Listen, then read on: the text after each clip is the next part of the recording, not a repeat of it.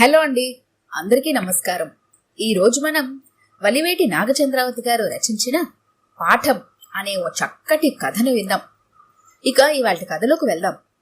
ఏమిటోనే అమ్మడు, నిన్ను కారడవికి అంపకం పెడుతున్నట్టుంది గాని కాపురానికి పంపుతున్నట్టుగా అనిపించట్లేదు నాకు, నిట్టూరుస్తూ అంది వరమ్మ. అదేమిటి అమ్మా అలా అనేసావు? బిక్కమొహం పెట్టింది వసుధ. మరింకెలా అనమంటావు? అత్తగారు, ఆడపడుచు, మామగారు, మరిది, ఇంత పటాలమున్న ఇంటికి కొత్త కోడల్ని కాపురానికి పంపటమంటే తోడేళ్లుండే అడవిలోకి నెట్టడమేగా. అతనికి వాళ్లంతా ఉన్నారని మనకి పెళ్లికి ముందే తెలుసును కదే, సందేహంగా అడిగింది వసుధ. తెలవకపోవడమే తెలుసు, తెలియందాల్లా దారిని పోయి తద్దినాన్ని మా ఇంటికి రమ్మని అతగాడు పిలిచి మరీ వాళ్లందర్నీ తలకెత్తుకుంటాడని, అతను ఇలాంటి పిచ్చి మాలకమని తెలుసుంటే చస్తే నిన్ను ఇచ్చుండేదాన్ని కాదు, రుసరుసలాడింది వరమ్మ. అవును పాపం, ఆ మాట మాత్రం నిజం. కూతురికి ఎటువంటి వరుణ్ణి తేవాలి అన్న అంశం మీద ఆవిడకు కొన్ని నిర్దిష్టమైన అభిప్రాయాలు ఉండేవి. అందగాడు, ఆర్జనపరుడు, అనుకువ కలవాడు, ఉండాల్సిన లక్షణాలు సరే, అమ్మ చెల్లి తమ్ముడు లాంటి ఉండకూడని లంపటాలు లేని వరుడి కోసం తెగ ప్రయత్నం చేసింది కూడా. కుదిరింది కాదు.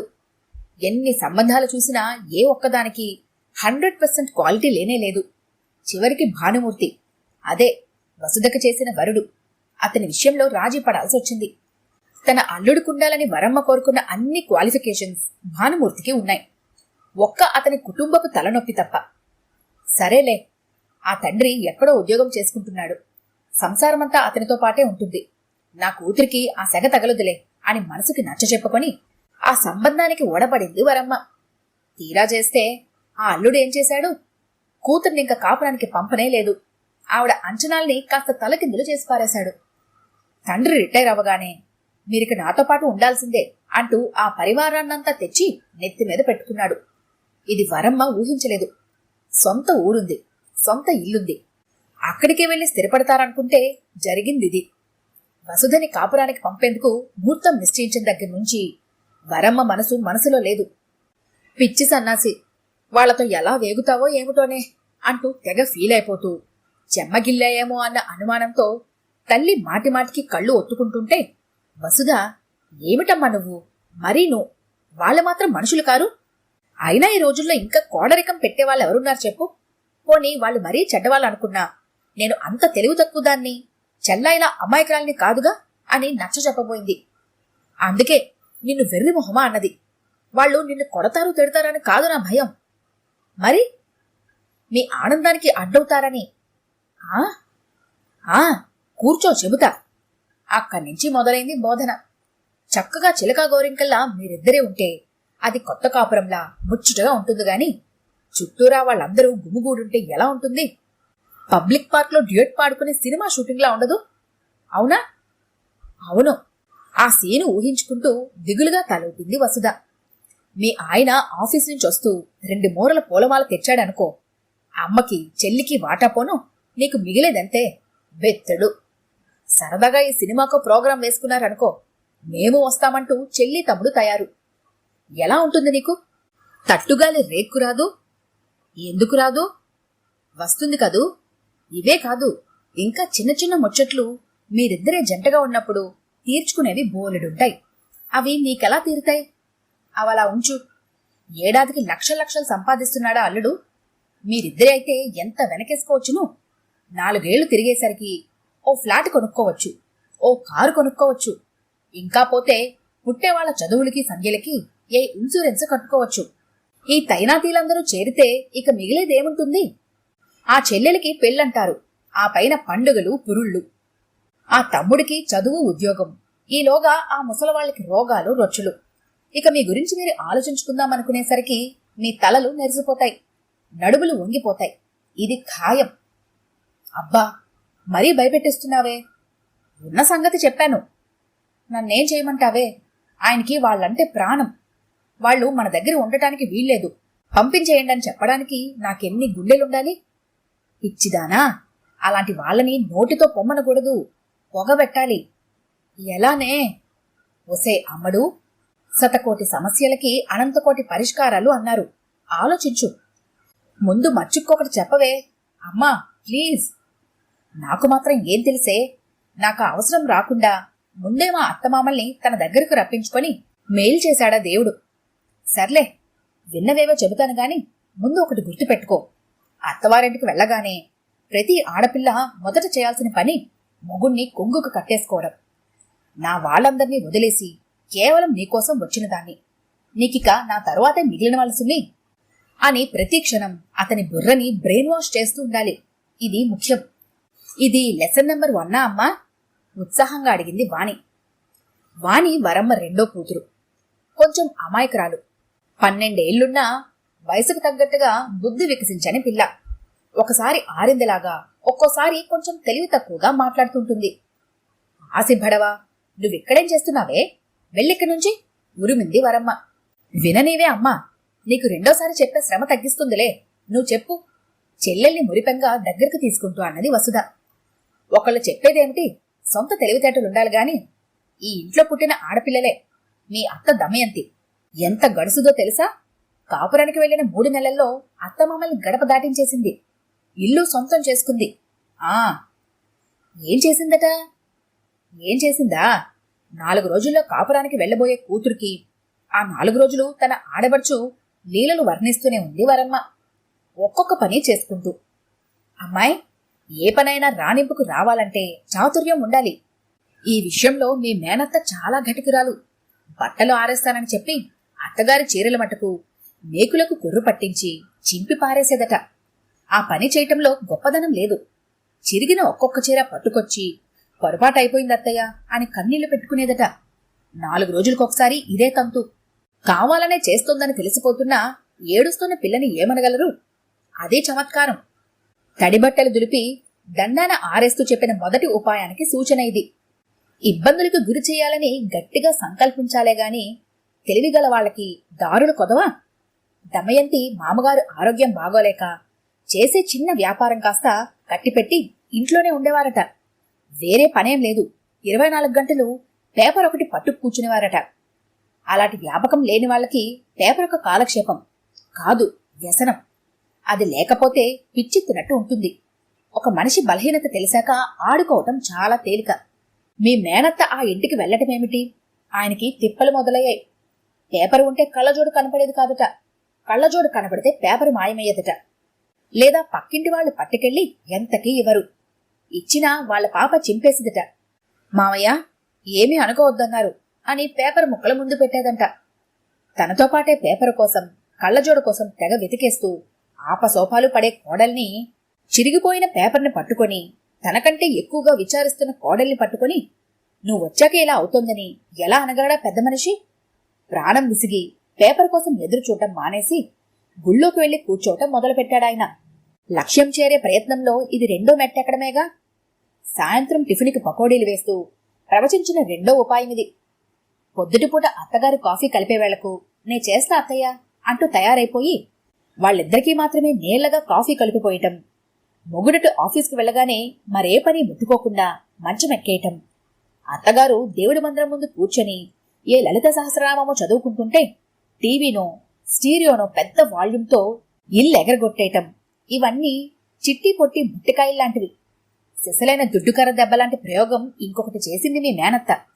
కూతురులిద్దరూ ఆసక్తిగా నోళ్లు తెరిచి వింటుంటే చిద్విలాసంగా నవ్వొకటి విసిరి తిరిగి కొనసాగించింది వరమ్మ. అబ్బే, అదేం గొప్ప ఎత్తేం కాదు, చిన్న యుక్తి, కాని పవర్ఫుల్ అంతే. ఏం లేదు. సరసాలాడుతూ కబుర్లు చెబుతూ ఆఫీస్కి వెళ్లే మొగుడి దగ్గర కూర్చొని వడ్డించేసి ఆ చేత్తోనే తను తినేసి పైన మిగిలిన కూరల్లోనూ పులుసుల్లోనూ 2 చెంచాల ఉప్పు 2 చెంచాల కారం కలిపేసి ఏమి ఎరుగునట్టు లేచి వెళ్ళిపోవటం అంతే. ఆ తర్వాత ఏముందే? ఆ మామగారు ఓసారి గుండె నొప్పి వచ్చిన మనిషి. అత్తగారికి హై బ్లడ్ ప్రెషరు. నెల తిరగకుండానే రెండో కొడుకింటికి మకామెత్తేశారట. మీ మేనత్త అదృష్టం ఏంటంటే వాళ్లు వాదన పెట్టుకునే బాపతు కాకపోవటం. ఓసే వసు, ఇంకొక్క మాట. మనం చేస్తున్న పనులు కావాలనే చేస్తున్నామన్న సంగతి తెలియాల్సిన వాళ్ళకి మినహా మిగతా వాళ్ళకి వాసనన్నా రాకూడదు, తెలిసిందా? ఇక నువ్వెలా రాణించగలవో ఆలోచించుకో. తరిగిన కూర చిల్లులు గిన్నెలో వేసి కత్తిపేట దగ్గర నుంచి లేచింది వరమ్మ. అమ్మా, సిలబస్ మొత్తం అయిపోయింది కదూ? బెరుకు బెరుకుగా అక్క వెనక్కి జరుగుతూ అడిగింది వాణి. నిన్ను చెయ్యెత్తబోయింది వరమ్మ. తుర్రుమన్నది వాణి. కూతురి సౌఖ్యం కోసమంటూ ఏవేవో దిక్కుమాలిన వ్యూహాలు, పథకాలు పన్నే ఈ ధోరణి సరిగ్గా వ్యతిరేక దిశలో మళ్లేదెప్పుడంటే కాలం గడవాలి, రోజులు మారాలి. కాలం గడిచింది, రోజులు మారాయి. ఈ రోజు వరమ్మ మనసు కుమ్మరి ఆవంలా పైకి కనిపించకుండా కుములుతూ ఉంది. అవును, రాత్రి కొడుకు బాబ్జీ మెత్తగా జులిపించిన కొరడా దెబ్బ అలాంటిది మరి. అమ్మా, బిందు నేను ఇవాళ రిజిస్టర్ ఆఫీసులో మ్యారేజ్ చేసుకున్నాం. ముందు చెబితే నువ్వు ఒప్పుకోవు, అందుకే అలా చేయాల్సొచ్చింది. నన్ను క్షమించమ్మా అని చల్లగా చెప్పేసి ప్లేట్లో చెయ్యి కడిగేసి మెల్లగా వెళ్ళిపోతుంటే తల తిరిగిపోయింది ఆవిడికి. అవురా, నోట్లో వేలు పెడితే కొరగటం తెలియనట్టుండేవాడు ఉన్నట్టుండి ఎంత పని చేశాడు. బిందుని మొదటిసారి ఇంటికి తీసుకొచ్చినప్పుడే అనుమానించింది. అమ్మా, తను బిందు, నాలాగే తను సాఫ్ట్వేర్ ఇంజనీరే. నిన్ను చూస్తానంటే తీసుకొచ్చాను అని చెబుతున్నప్పుడు కవితా ధోరణిలో చెప్పాలంటే బాబ్జీ కళ్లల్లో విద్యుల్లతల వెలుగులు, ఆ బిందు మొహంలో ఇంద్రధనస్సు మెరుపులు. అప్పుడే అర్థమైంది వాళ్ళిద్దరి మధ్యన సహోద్యోగుల సంబంధమే కాదు, మరింకేదో అనుబంధం ఉందని.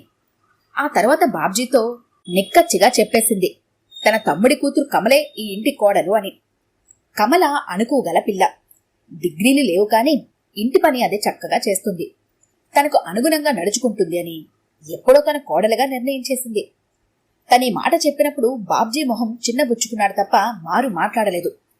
వాడే సమాధాన పడతాడులే అనుకుంది కాని నాలిముచ్చులా ఇంత పని చేస్తాడనుకోలేదు. ప్రాణప్రదంగానే కాదు, ఎంతో కట్టుదిట్టంగా కూడా పెంచింది బాబ్జీని. వాడు కూడా తన కనుసన్నలు దాటిపోకుండా, తన నోటిమాటి మారిపోకుండా ఎంతో బుద్ధిమంతనంగానే ఉన్నాడు ఇన్నాళ్లు. ఇంజనీర్ అయ్యి 5 అంకెల జీతం తెస్తున్నా ఇప్పటికి తను ఎంచి తెచ్చిన బట్టలే వేసుకుంటాడు. తారీఖున జీతం పట్టుకొచ్చిన కవరుగానే తన చేతికి అందించేస్తాడు. ఏ విషయంగానైనా సరే తన మాట వేదం వాడికి. బాబ్జీ ఎప్పటికీ ఇలాగే తన కొంగుచాటి బిడ్డడిగా ఉండాలని కోరుకున్నది. ఇలాగే తనతోడిదే లోకంగా ఉంటాడని ఆశపడ్డది.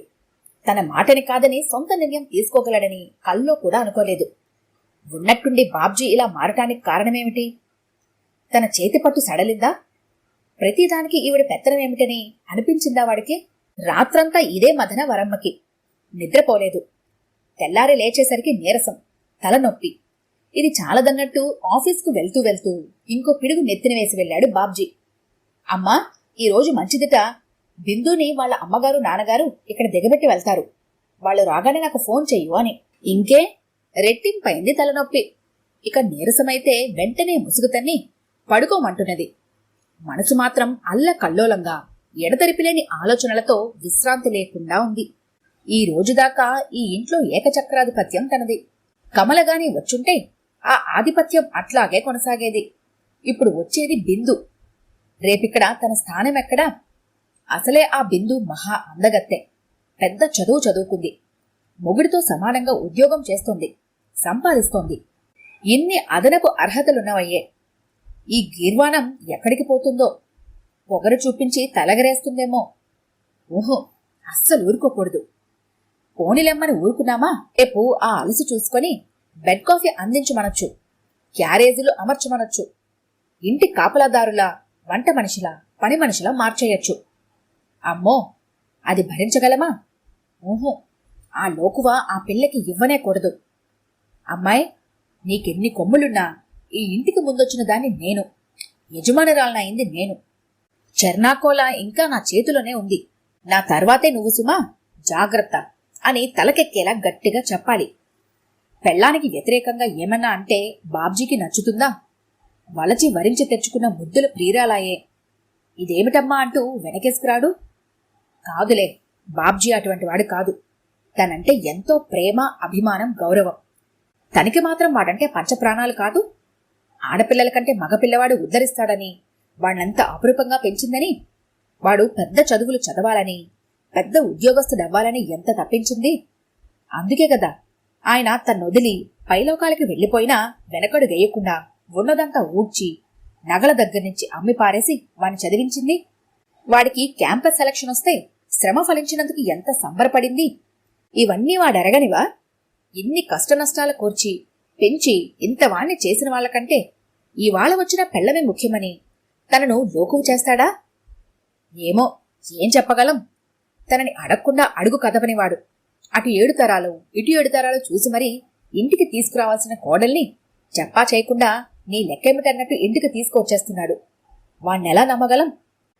తల్లిని నమ్మించటం మానేసి పెళ్ళానికి విధేయుడవడని ఎలా చెప్పగలం? మొగుడి వత్తాసు చేసుకొని ఆ నెరజాన నా ఆజ్ఞకు లోబడి ఉంటే సరే, లేకపోతే మీ దారి మీది అంటుందేమో. దేవుడా, అలాంటి సందర్భమే వస్తే తనకేది దారి? ఇంత బ్రతుకు బతికి ఇంటి వెనకాల చచ్చినట్టు కోడలికి లోబడి బ్రతకటమేనా? లేకపోతే ఈ వయసులో ఏ ఆధారం లేకుండా ఎక్కడికి పోతుంది? తను దూరే సందు లేక ఏడుస్తూ ఉంటే తన మెడని పట్టుకుని వేలాడుతూ ఈ వెర్రిబాగుల పిల్ల ఒకటి. వీళ్లు కాదంటే దీన్ని దరిచేర్చేవారెవరు? కాస్త సమానంగానే ఉండాలి, తప్పదు. అలా అని మొదట్లోనే ఈ భయాన్ని బయటపెడితే ఇప్పటినుంచే చులకనైపోవచ్చు. మేకపోతు గాంభీర్యమైన బింకంగా ఉన్నట్టే ఉందాం. నేను అవునంటేనే ఈ ఇంట్లో నీకు మనగడ అన్నట్టు బెదిరింపుగానే మాట్లాడదాం. చూద్దాం ఏం జరుగుతుందో. భగవంతుడా, నీట ముంచుతావో పాల ముంచుతావో. అమ్మా, వదిన వాళ్ళు వచ్చేశారు అరుస్తూ పరిగెత్తుకొచ్చింది వాణి. నిటారుగా అయింది వరమ్మ. మీ అనుమతి తీసుకోకుండా పిల్లలు తొందరపడ్డారు. వాళ్ళది తప్పే. పెద్ద మనసుతో వాళ్ళని మీరు మన్నించాలి, దీవించాలి. వచ్చిన వాళ్ళని లాంఛనంగా ఆహ్వానించి ముభావంగా కూర్చున్న వరమ్మని కదిలించి అర్దింపుగా అన్నది బిందు తల్లి భ్రమరాంబ. మీరు మీ మేనకోడల్ని కోడల్ని చేసుకుందాము అనుకున్నారంట. మీ ఇంటి వాతావరణం, మీ మనస్సు, పద్ధతులు, అలవాట్లు తెలిసిన అయిన వాళ్ల పిల్లని తెచ్చుకోవాలనుకోవటం సమంజసమే. కాని పిల్లల అభిమతాన్ని కూడా కాదనకూడదు కదా. బిగుసుకు కూర్చున్న వరమ్మ పలకలేదు. నా కూతురని కాదు, బిందు కూడా మంచి పిల్ల. దాని చదువు దానికి నలుగురిని కలుపుకొని పోవటమే నేర్పింది. బిందు మీతో సులువుగా కలిసిపోతుంది. పెద్దల విలువేమిటో, వారి గౌరవానికి భంగం రాకుండా ఎంత భద్రంగా చూసుకోవాలో చిన్నప్పటి నుంచే చెప్పేదాన్ని నేను. బిందు మిమ్మల్ని గౌరవిస్తుంది, అభిమానిస్తుంది. మీ మనసు తెలుసుకుని మసులుకుంటుంది. మీ ఇష్టానుసారమే ప్రవర్తిస్తుంది. హామీ ఇస్తున్నట్లుగా చెప్పింది ఆవిడ. బిందు వరమ్మగారి దగ్గరికి వచ్చి కూర్చుంది. ఆమె చేతిని తన చేతిలోకి తీసుకుంది. అమ్మా, ఇక నుండి మీరు బాబ్జీకి మాత్రమే కాదు, నాకు కూడా అమ్మే. మిమ్మల్ని అమ్మ అనే పిలుస్తాను. మీరు కూడా నన్ను వేరేగా చూడకండి. 3వ కూతుర్ని అనుకోండి. మీరు మోస్తున్న బరువుని సగం పంచుకోవడానికి వచ్చిన ఆత్మీయురాలను అనుకోండి. మీ వేలు నిర్దేశించిన వైపే నేనెప్పుడూ నడుస్తాను. సందేహించకండి, నన్ను నమ్మండి. వాణిని గురించి కూడా మీకు బెంగ వద్దు. నేను తనని తీర్చిదిద్దుతాను. తనకి మంచి భవిష్యత్తు కల్పించడంలో మీకు తోడుంటాను. బిందు స్వరంలో సౌమ్యత ఉట్టిపడటమే కాక ఒక భరోసా, ఒక సాంత్వన కూడా వినిపించి ఊరటపడింది వరమ్మ. ఆవిడ బెట్టు సలుపుతూ సడలుతూ ఉంది. బిందు చేతిలో ఉన్న తన చేతిని మృదువుగా విడిపించుకుని బిందు చేతిని తన చేతిలో ఉంచుకుని మెల్లగా ఒత్తింది. బిందు తేలిగ్గా ఊపిరి పీల్చుకుంటూ నవ్వింది. అమ్మా, మీరు వంట చేసేసి ఉంటారు. నేను స్వీట్ మాత్రమే చేస్తాను మన అందరికీ. బాబ్జీ వచ్చాడు. ఇంటి వాతావరణంలో పొద్దుటి తీక్షణత లేదు. చల్లబడింది, ఆహ్లాదంగా కూడా ఉంది. అరగంట తర్వాత అందరూ భోజనానికి కూర్చున్నారు. మాట్లాడుకుంటూ కొబ్బరి మామిడికాయ పచ్చడి రంజుగా ఉన్నదంటూ, సాంబారు పసందుగా కుదిరిందంటూ, వరమ్మగారి చేతి వంటని మెచ్చుకుంటూ, బిందు చేసిన పాయసంలో మటుకు సగ్గుబియ్యం కంటే పంచదార ఎక్కువగా ఉన్నదంటూ రుచులెంచుకుంటూ నవ్వుకుంటూ తింటున్నారు.